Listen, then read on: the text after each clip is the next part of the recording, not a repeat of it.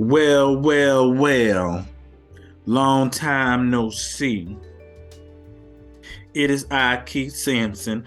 I am coming to you live from an undisclosed location that you can't afford to come from. Now, I know you haven't seen me in months, and the reason being because after the last video I did, the way y'all came for me in them comments and in them DMs, I said I'm done talking to y'all. It's no getting through to you modern women. All you modern women want a high value men's like me, but you can't deal with a high value men's like me. So I said I ain't saying nothing else. I'ma live my life.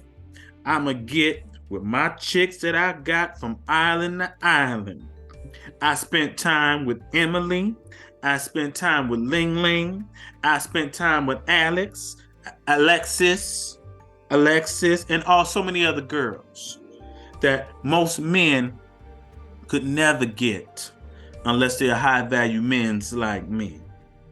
And so while I was sitting there on a resort out in Cabo, I happened to go ahead and pull up the TV and I turned it on Peacock. So let me find something to watch. And then all of a sudden I see, oh, The Best Man, the final chapters? This sounds interesting. I was a fan of the first Best Man. Not too much of the second one, but I said, I'm gonna give it a chance. I should have known. That should have been called The Beta Man final chapters, not The Best Man. There was no best about any of those men.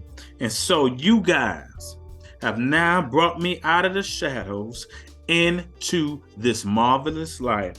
I am here to go ahead and review this whole travesty of a series and keep it real like only Keith Sampson can. So you better get your wine, ladies, get your popcorn and get ready because we about to get into this. So we gonna talk about it all, from all of these horrible, and I do mean horrible, representations of black men. Starting first and foremost, soon as the movie starts, we gotta go into this. The first thing they decided to do when this movie started was to emasculate one of the finest, one of the strongest, one of the best representations of chocolate manhood, Morris Chestnut. They took his chestnuts in this movie, and I'm going to tell you why they did that later. But they came for him first. So we're going to go from on the emasculation meter, who was the least emasculated, to the most. Coming in at fourth. And the only reason he coming in at fourth is because he's been emasculated since the beginning of the first movie, which was Murch. Murch was your representation of the black man who's got no control. He's with a woman that's way above him. That chick, the Spanish chick, Shelby, the way they represented her as an empowered woman who not only kept the baby from Terrence Howard's character for like 12, 13 years, something like that. Oh yeah, we're going to get into that later.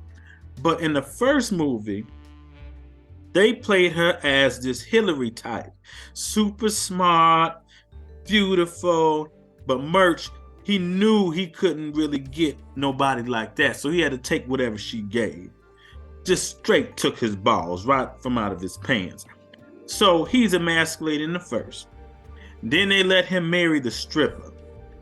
So marrying the stripper now is supposed to be a good representation of man. So he marries a stripper. Now him and the stripper are together in the second movie. Emasculation occurs again. Now we get to the final chapters.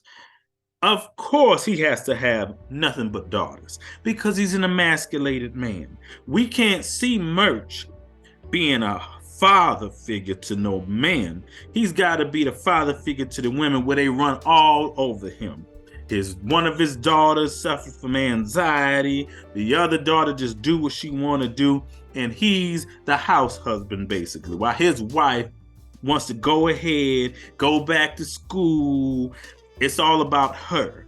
He's got to support her. So instead of being a man and saying, look, chick, your time has passed. While you was up there stripping and up on that pole, that's when you should have been writing them reports.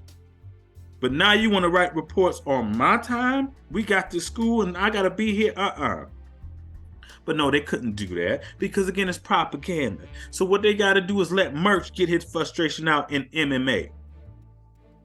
Yes.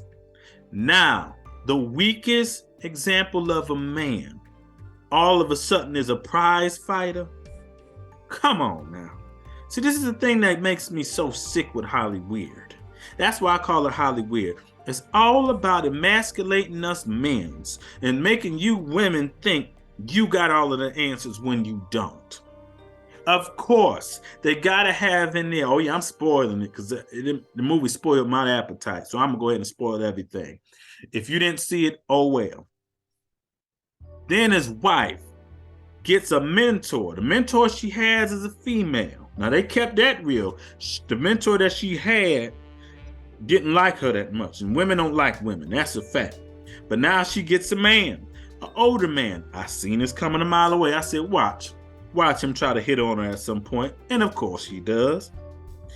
She keeps going to him. She puts everything else on the back burner, even her husband, even her kids, to go and get mentored by this man, this older man. This older man decides, of course, to take advantage of her in his office.